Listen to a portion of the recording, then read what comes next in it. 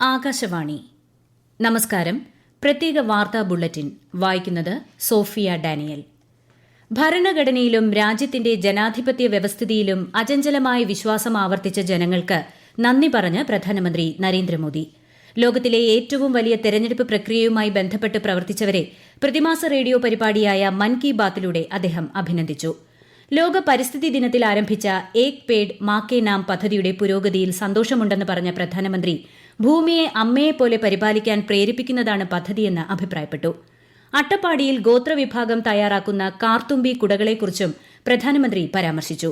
സ്ത്രീകളുടെ നേതൃത്വത്തിൽ അട്ടപ്പാടിയിലെ ഗോത്ര സമൂഹം സംരംഭകത്വത്തിന്റെ മികച്ച മാതൃകയാണ് അവതരിപ്പിച്ചതെന്ന് അദ്ദേഹം പറഞ്ഞു. ഇന്ത്യയുടെ സമ്പന്നമായ സംസ്കാരത്തെക്കുറിച്ചും ചരിത്രത്തെക്കുറിച്ചും വികസിത ഇന്ത്യ കെട്ടിപ്പടുക്കാനുള്ള ശ്രമങ്ങളെക്കുറിച്ചും തുടർന്നും മൻ കി ബാത്ത് ചർച്ച ചെയ്യുമെന്നും അദ്ദേഹം പറഞ്ഞു. മൻ കി ബാത്തിന്റെ 111 പതിപ്പാണ് ഇന്ന് പ്രക്ഷേപണം ചെയ്തത്. കരസേനാ മേധാവിയായി ജനറൽ ഉപേന്ദ്ര ദ്വിവേദി ചുമതലയേറ്റു. ജനറൽ മനോജ് പാണ്ഡെ 26 മാസത്തെ കാലാവധി പൂർത്തിയാക്കുന്ന സാഹചര്യത്തിലാണ് പുതിയ മേധാവി ചുമതലയേറ്റത്. 1984 ഡിസംബർ 15-നാണ് ജനറൽ ഉപേന്ദ്ര ദ്വിവേദി കരസേനയുടെ ഭാഗമായത്. 40 വർഷത്തെ സേവന കാലയളവിൽ കരസേനയുടെ വിവിധ വിഭാഗങ്ങളിൽ അദ്ദേഹം മികവുറ്റ സേവനം കാഴ്ചവച്ചു. സംസ്ഥാനത്ത് 4 വർഷ ബിരുദ കോഴ്സിന് വിജ്ഞാനോത്സവത്തോടെ നാളെ തുടക്കമാകും. മുഖ്യമന്ത്രി പിണറായി വിജയൻ ഉദ്ഘാടനം ചെയ്യും. തിരുവനന്തപുരം ഗവൺമെന്റ് വിമൻസ് കോളേജിൽ ഉച്ചയ്ക്ക് നടക്കുന്ന ചടങ്ങിൽ മന്ത്രി ആർ ബിന്ദു അധ്യക്ഷയാകും. രാജ്യത്ത് 3 പുതിയ ക്രിമിനൽ നിയമങ്ങൾ നാളെ പ്രാബല്യത്തിൽ വരും. IPCക്ക് പകരമായി ഭാരതീയ ന്യായ സംഹിതയും CRPCക്ക് പകരമായി ഭാരതീയ നാഗരിക് സുരക്ഷാ സംഹിതയും ഇന്ത്യൻ തെളിവ് നിയമത്തിന് പകരമായി ഭാരതീയ സാക്ഷ്യ അധിനിയമവുമാണ് നിലവിൽ വരുന്നത്. കഴിഞ്ഞ വർഷത്തെ ശീതകാല സമ്മേളനത്തിലാണ് പാർലമെന്റ് ബില്ലുകൾ പാസാക്കിയത്. കർഷകരിൽ നിന്ന് സംഭരിച്ച നെല്ലിന്റെ പണം ഉടൻ കൊടുത്തു തീർപ്പാക്കുമെന്ന് മന്ത്രി GR അനിൽ.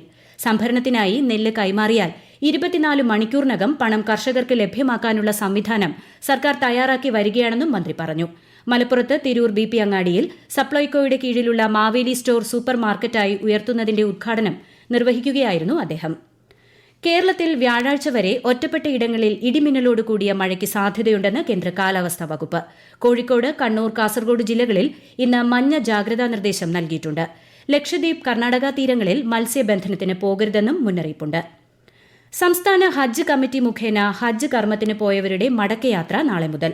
കോഴിക്കോട് നിന്ന് യാത്ര തിരിച്ച ഹാജിമാരാണ് നാളെ മുതൽ മടങ്ങിയെത്തുന്നത്. കോഴിക്കോട്ടേക്കുള്ള ആദ്യ വിമാനം നാളെ വൈകിട്ട് കരിപ്പൂരിലെത്തും. 166 ഹാജിമാരാണ് ആദ്യ വിമാനത്തിൽ എത്തുന്നത്. ഈ വർഷത്തെ വനമഹോത്സവം നാളെ മുതൽ ജൂലൈ 7 വരെ നടക്കും. സംസ്ഥാനതല ഉദ്ഘാടനം തിരുവനന്തപുരം വനം വകുപ്പ് ആസ്ഥാനത്ത് മറ്റന്നാൾ മന്ത്രി AK ശശീന്ദ്രൻ നിർവഹിക്കും. കോഴിക്കോട് നാദാപുരത്ത് മലേറിയ പ്രതിരോധ പ്രവർത്തനങ്ങൾ ആരംഭിച്ചു. ഇന്നലെ അതിഥി തൊഴിലാളിക്ക് മലേറിയ റിപ്പോർട്ട് ചെയ്ത പശ്ചാത്തലത്തിലാണ് നാദാപുരം ഗ്രാമപഞ്ചായത്ത് പ്രതിരോധ പ്രവർത്തനങ്ങൾക്ക് തുടക്കമിട്ടത്. T20 ലോകകപ്പ് കിരീടം നേടിയ ഇന്ത്യൻ ടീമിന് BCCI 125 കോടി രൂപ പാരിതോഷികം പ്രഖ്യാപിച്ചു.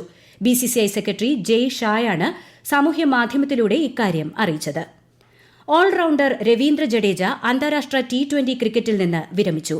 ടെസ്റ്റിലും ഏകദിനത്തിലും തുടർന്ന് കളിക്കുമെന്നും താരം വ്യക്തമാക്കി. വനിതാ ക്രിക്കറ്റിൽ ചരിത്രം കുറിച്ച് ഇന്ത്യയുടെ സ്നേഹ റാണ. ദക്ഷിണാഫ്രിക്കയ്ക്കെതിരായ ടെസ്റ്റ് മത്സരത്തിൽ ഒരു ഇന്നിംഗ്സിൽ 8 വിക്കറ്റാണ് സ്നേഹ റാണ വീഴ്ത്തിയത്. വനിതാ ടെസ്റ്റ് ക്രിക്കറ്റിൽ ഈ നേട്ടം കൈവരിക്കുന്ന 3ാമത്തെ ബൌളറാണ് താരം. സ്കൂട്ടർ എന്നറിയപ്പെട്ടിരുന്ന ഇന്ത്യൻ മിഡ്ഫീൽഡർ ഭൂപേന്ദ്ര സിംഗ് റാവത്ത് അന്തരിച്ചു. 85 വയസ്സായിരുന്നു. അഖിലേന്ത്യാ ഫുട്ബോൾ ഫെഡറേഷനാണ് അദ്ദേഹത്തിന്റെ വിയോഗ വാർത്ത പുറത്തുവിട്ടത്. നൈജീരിയയിൽ ചാവേർ ബോംബാക്രമണങ്ങളിൽ 18 മരണം, 40-ലധികം പേർക്ക് പരിക്കേറ്റു. വിവാഹ ചടങ്ങ്, ആശുപത്രി, മരണാനന്തര ചടങ്ങ് എന്നിവിടങ്ങളിലുണ്ടായ ആക്രമണങ്ങൾക്ക് പിന്നിൽ വനിതാ ചാവേറുകളാണെന്ന് കരുതുന്നു. നീറ്റ് UG ചോദ്യപേപ്പർ ചോർച്ചയുമായി ബന്ധപ്പെട്ട് അറസ്റ്റിലായ പ്രതിയെ പറ്റ്ന ജയിലിലെത്തി അന്വേഷണ സംഘം ചോദ്യം ചെയ്തു. തുടർച്ചയായ 2ാം ദിവസമാണ് ജയിലിൽ അന്വേഷണ ഏജൻസിയുടെ ചോദ്യം ചെയ്യൽ. 2024-25 അധ്യയന വർഷത്തെ പോളിടെക്നിക് ഡിപ്ലോമ പ്രവേശനത്തിന്റെ അന്തിമ റാങ്ക് പട്ടികയും 1ാമത്തെ അലോട്ട്മെന്റ് പട്ടികയും പ്രസിദ്ധീകരിച്ചു. അപേക്ഷകർക്ക് www.polyadmission.org എന്ന വെബ് പോർട്ടലിൽ നിലവിൽ ലഭിച്ച അലോട്ട്മെന്റും അന്തിമ റാങ്കും പരിശോധിക്കാം. മലയാള സിനിമാ താരസംഘടനയായ അമ്മയുടെ ജനറൽ സെക്രട്ടറിയായി നടൻ സിദ്ദിഖ് തെരഞ്ഞെടുക്കപ്പെട്ടു. വൈസ് പ്രസിഡന്റുമാരായി ജഗദീഷ്, ജയൻ ചേർത്തല എന്നിവരെയും തെരഞ്ഞെടുത്തു. കൊച്ചിയിൽ നടന്ന പൊതുയോഗത്തിലായിരുന്നു തെരഞ്ഞെടുപ്പ്. പ്രതികൂല സാഹചര്യങ്ങളിൽ പ്രവർത്തനം തടസ്സപ്പെടാതിരിക്കാൻ തിരുവനന്തപുരം അന്താരാഷ്ട്ര വിമാനത്താവളത്തിൽ backup airport operation control centre സ്ഥാപിച്ചു. നിലവിൽ വിമാനത്താവളത്തിലെ ആഭ്യന്തര ടെർമിനലിന് സമീപം പ്രവർത്തിക്കുന്ന AOCCക്ക് പുറമെയാണ് എയർസൈഡിൽ ഫയർ റെസ്ക്യൂ കെട്ടിടത്തിനുള്ളിൽ പുതിയ ബാക്കപ്പ് AOCC സജ്ജീകരിച്ചത്. പ്രത്യേക വാർത്താ ബുള്ളറ്റിൻ കഴിഞ്ഞു. അടുത്ത വാർത്താ പ്രക്ഷേപണം നാളെ രാവിലെ 6:45.